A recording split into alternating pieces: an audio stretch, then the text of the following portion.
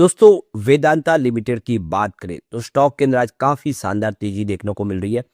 और इसके पीछे सबसे बड़ा जो रीजन है कि एनसीएलटी में वेदांता के मामले की सुनवाई हो चुकी है और फैसला यहां पे सुरक्षित रख लिया गया है।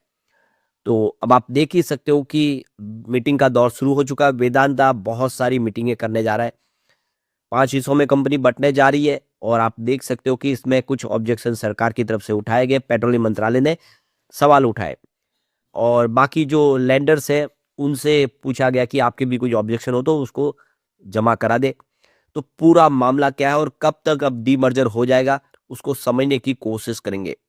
वैसे वेदांता अपने बिजनेस को तेजी से एक्सपांड कर रहे और सिर्फ इंडिया में नहीं, ग्लोबल मार्केट में कंपनी का बिजनेस बहुत तेजी से ग्रो कर रहा है। ऐसे में क्या आने वाले समय वेदांता बेहतर कर पाएगा, जानेंगे इस वीडियो के माध्यम से। लेकिन फ्रेंड्स, उससे पहले अगर आप पहली बार हमारे चैनल पे आए तो चैनल को सब्सक्राइब कर दीजिए, एक बेल आइकॉन दबा दीजिए ताकि जब भी नया वीडियो बने पहला नोटिफिकेशन आपको मिले। वीडियो पसंद आए तो लाइक से जरूर कीजिए। चलो फ्रेंड्स, वीडियो स्टार्ट करते हैं। मैं हूं आपका दोस्त एसबी दवे और हमारे अपने चैनल ऑनलाइन कमाई में आपका बहुत बहुत स्वागत। तो सबसे पहले कारोबार की बात करें, स्टॉक इस समय 532 पर ट्रेड कर रहा है, जहाँ पे 2.30% की शानदार तेजी देखने को मिले। स्टॉक काफी जबरदस्त। तो क्लोजिंग देखते हुए 520 पर थी कल की और आज 527 पर इसने शुरुआत की और सीधा 535 पर चला गया। ये एक फ्रेश हाई बना दिया इसने, बिल्कुल इतिहास रच दिया है। बहुत ही शानदार तरीके से स्टॉक दौड़ रहा है, बहुत बेहतर कर रहा है। इंट्राडे का लो 524 के आसपास है, लेकिन बहुत शानदार तरीके से आज इसने फ्रेश 52 वीक का हाई बनाया और जिस तरह से तेजी से स्टॉक बढ़ रहा है, वाकई में आने वाले समय ये कुछ बेहतर कर सकता है। इसकी परफॉर्मेंस देखे तो पिछले एक सप्ताह में यहाँ पे देख सकते हो कि 5.62% के आसपास का शानदार इसने प्रदर्शन किया है। 1 मंथ के हिसाब से 11.28% के आसपास की इसने दौड़ लगाई है, जबकि 3 मंथ के हिसाब से 21.56% का इसने पॉजिटिव रिटर्न दिया है। पिछले 6 महीनों में इसने 22.50% के आसपास का पॉजिटिव रिटर्न दिया है, जबकि 9 मंथ के हिसाब से 25.63% के आसपास की तेजी बनी है। लगातार आप देखिए स्टॉक दौड़ रहा है और सबसे जो अच्छी बात है कि पिछले 1 महीने में इसने बहुत बेहतर प्रदर्शन किया है। अब यहाँ से इसकी शुरुआत काफी शानदार होती हुई दिखाई दी। इसकी हिस्टोरिकल परफॉर्मेंस देखें तो आप देख ही सकते हो कि 3 मंथ का हाई जो है वो 535 का है और यही इसका 1 ईयर, 3 ईयर और 5 ईयर का है। इसका मतलब जो आज इसने एक बिल्कुल फ्रेश हाई बना दी है, स्टॉक ने आज कमाल कर दिया है। अब 3 मंथ का लो 420 के आसपास है, आप देख सकते हो। उस हिसाब से इसने बहुत अच्छा किया है और यहाँ पे 1 ईयर का लो 363 के आसपास है। 3 ईयर का लो इसका 208 है, जबकि 5 ईयर का लो 102 का है। स्टॉक ने बहुत बेहतर किया। पिछले 5 सालों में देखें तो 100 रुपए का जो स्टॉक है इस समय 500 को पार किया है। अब यहाँ पे जो बड़ी अपडेट निकल के आ रही है, वेदांता लिमिटेड की यहाँ पे एनालिस्ट इंस्टीट्यूशनल इन्वेस्टर मीटिंग होने जा रही है, जो अब देख सकते हो कि शुरू हो चुकी है इसका दौर।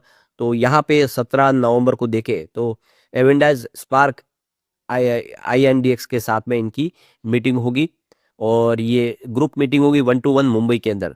फिर देखो कि 18 नवंबर को 28 CTIC CL से इंडिया फोरम 2025 की यहाँ पे एक बड़ा इवेंट होने जा रहा है। और उसके बाद 19 और 20 नवंबर को देख सकते हो कि जेएम फाइनेंशियल इंडिया कॉन्फ्रेंस 2025 होगी।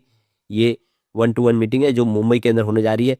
तो ये देख सकते हो कि लगातार 17, 18, 19, 20 4 दिन आपको अलग अलग इवेंट होते हुए दिखा देंगे। कुछ बड़े फैसले किए जाएंगे। वेदांता आने वाले इसमें डीमर्जर की तरफ आगे बढ़ रहा है।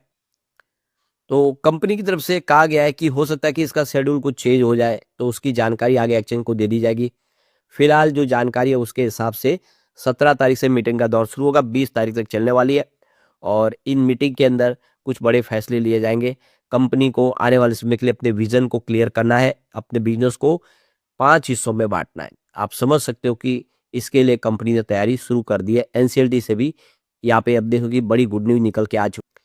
तो ये देखो कि मंगलवार को वेदांता लिमिटेड की ये डीमर्जर के मामले की सुनवाई मुंबई एनसीएलटी में जारी रही और यहाँ पे एनसीएलटी में देखो कंपनी को जो आदेश दिया है कि वह बैंक और जो दूसरी फाइनेंशियल जो संस्था है उन सब से नो ऑब्जेक्शन सर्टिफिकेट लाके जमा करा दे। यानी जितने भी उनके लैंडर्स हैं जिन्होंने उनको पैसा दिया हुआ उन सबका एनओसी चाहिए। एनओसी मिलेगा, उसके बाद में यहाँ पे आगे की कार्रवाई की जाएगी। तो एनसीएलटी ने यहाँ पे कहा है कि डीमर्जर की प्रक्रिया को आगे बढ़ाने से पहले सभी जरूरी जो अनुमतियां है और जो डॉक्यूमेंट है वो अदालत के समक्ष प्रस्तुत किए जाने चाहिए। अदालत ने कहा है कि वेदांता कल सभी बैंकों से प्राप्त एनओसी रिकॉर्ड लेकर आए। वही इस मामले को लेकर कंपनी की तरफ से जो पेश वकील है उन्होंने कहा कि सरकार इस मामले में अब क्रेडिटर नहीं है, यानी कि सरकार किसी प्रकार की जब उसमें लेनदार नहीं है, इसलिए उनको डीमर्जर पर आपत्ति जताने का भी कोई अधिकार नहीं है। तो कानूनी विशेषज्ञों के मुताबिक डीमर्जर प्रक्रिया को चुनौती देने का अधिकार केवल कंपनी के क्रेडिटर्स यानी जो उधारदाता है उनके पास ही होता है। वही इसको चुनौती दे सकते हैं, सरकार इसको चुनौती नहीं दे सकती। तो इस डीमर्जर के प्रोसेस के तहत कंपनी को अलग-अलग हिस्सों में बाँटने का प्रस्ताव रखा गया है, जिसमें आप देखिए मेटल का business, power business, oil, gas, semiconductor जैसे सेगमेंट, इन सबको अलग-अलग हिस्सों में बाँटना है, ताकि सारी कंपनी अपने हिसाब से आगे फैसला करके निर्णय ले सके। तो ये देखिए कि 12 नवंबर को यानी कल आप देखिए एनसीएलटी में पूरे मामले की सुनवाई हुई और जो आदेश था उसको सुरक्षित लग गया है। सरकार ने यहाँ पे ऑब्जेक्शन कुछ लिए हैं और एनसीएलटी ने पूरा जो मामले की सुनवाई करके उस आदेश को सुरक्षित रख लिया गया। तो अधिनियम 2032 के तहत प्रस्तावित डीमर्जर के लिए यहाँ पे निकाय की मंजूरी मांगी गई थी। तो पेट्रोलियम और प्राकृतिक जो मंत्रालय है हमारा, उन्होंने उनकी तरफ से जो वकील पेश हुए उन्होंने यहाँ पे इस प्रोसेस के ऊपर अपनी कुछ ऑब्जेक्शन उठाई है। तो उनका कहना है कि डीमर्जर के बाद वेदांता पर वित्तीय जोखिम बढ़ सकते हैं। मंत्रालय ने कंपनी पर हाइड्रोकार्बन एसेट की गलत जानकारी देने और लायबिलिटीज का पूरा खुलासा न करने का भी आरोप लगाया। कुल मिलाकर अब सबकी निगाह एनसीएलटी के आदेश पर टिकी है, जो तय करेगा कि वेदांता का डीमर्जर प्लान आगे बढ़ेगा या नहीं। तो अब देखो कि एनसीएलटी क्या इसका आदेश देती है। तो इस पूरे मामले को लेकर पेट्रोलियम और प्राकृतिक गैस मंत्रालय ने कुछ महत्वपूर्ण खुलासे जैसे डिस्क्लोजर की मांग की है। वेदांता द्वारा एक्सप्लोरेशन ब्लॉक्स को अपनी संपत्ति के रूप में दिखाना, उन एसेट के आधार पर लिए गए कर से जुड़ी जानकारी को छिपाना शामिल है। वेदांता की ओर से पेश वकील ने कहा है कि कंपनी ने सभी आवश्यक नियमों और दिशा निर्देशों का पूरा पालन किया। उन्होंने बताया कि सेबी ने डिस्क्लोजर और नियमों के पालन से जुड़ी पिछली टिप्पणियों को ध्यान में रखते हुए संसद डीमर्जर को मंजूरी दे दी, यानी सेबी की तरफ से कोई ऑब्जेक्शन नहीं है, उन्होंने हमें मंजूरी दे दी है। तो मामला बिल्कुल पटरी पे है। तो देखिए डीमर्जर से जुड़ा जो बड़ा पड़ाव है इन्होंने पार कर लिया है और अब देख सकते हो कि कंपनी को 5 हिस्सों में बंटना है। वैसे इन्होंने उसके लिए समय बढ़ा दिया है, सितंबर 2026 तक जो था वो उसको बढ़ा के दिसंबर के बाद में 2026 तक आगे बढ़ा दिया गया है। लेकिन लग रहा है कि जल्दी ही ये डीमर्जर कंप्लीट होगा और इससे निवेशकों को भी फायदा होगा। कंपनी लगातार अच्छे फैसले कर रही है, जो एक तरह से शेयर होल्डर के लिए फायदेमंद है और शेयर की प्राइस भी लगातार बढ़ रही है इसी वजह से। लेकिन फ्रेंड्स, कोई भी इन्वेस्टमेंट करने से पहले अपने फाइनेंशियल एडवाइजर से एडवाइस ले ले या अपना खुद का रिसर्च करें, क्योंकि मैंने वीडियो आपके एजुकेशनल पर्पज के लिए ही बनाया। वीडियो पसंद आए तो लाइक से जरूर कीजिए और चैनल को सब्सक्राइब कर दीजिए। Thank you friends.